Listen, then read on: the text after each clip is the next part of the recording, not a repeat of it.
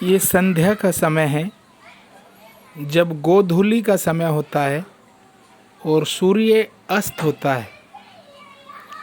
तो पुराने ज़माने में जब पशु जंगल में जाते थे सुबह और गवाले उनको लेके जाते थे, लेकिन जब वो संध्या के समय गांव में पशु आया करते थे तो वो जो रास्ता होता था तो उस रास्ते पर बच्चे खेला करते थे।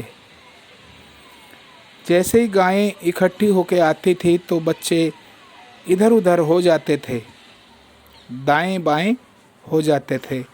और जब वो गायें जब जाती थी तो उस समय धूल उड़ती थी, क्योंकि कच्चे रास्ते होते थे।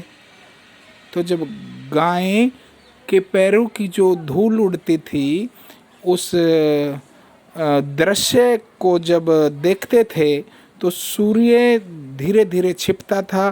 तो सूरज की जो रोशनी होती थी उस रोशनी में एक शाइनिंग आती थी, और वो रेत में धूल के कणों पर वो जो धूल उड़ती थी उस पे जो शाइनिंग होती थी वो ऐसा होता था जैसे सोना। वो धूल सोने का रूप ले लेती थी और वो उसे गोधूली बोला करते थे। तो गोधूली का मतलब यही था कि गोधूली का एक समय होता था जब गायें इकट्ठी जंगल से चर के आया करती थी घरों में, उसे गोधूली बोलते थे।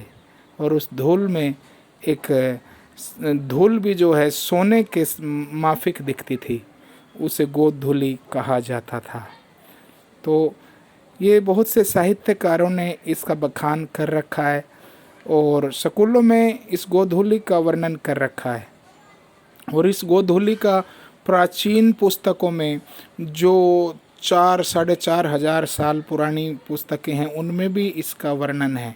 गोधूली के समय में बहुत सी पुराने समय में प्राचीन समय में बहुत सी शिक्षाएं थी, गोधूली का कुछ मीनिंग था।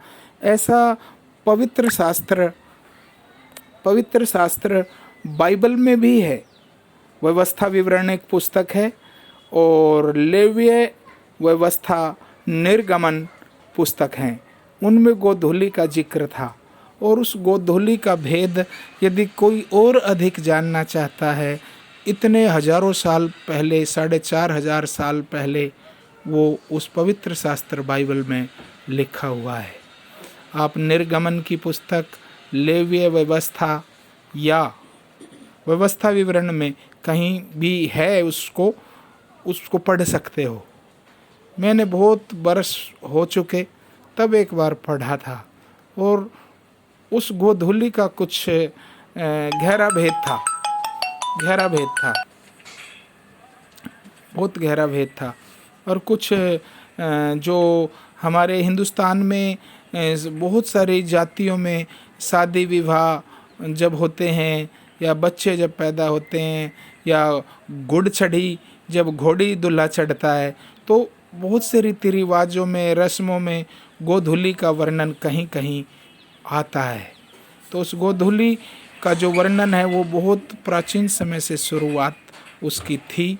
और बहुत से ऐसे रहस्य हैं जो मनुष्य को पता नहीं है, वो पवित्र शास्त्र बाइबल में मिलते हैं।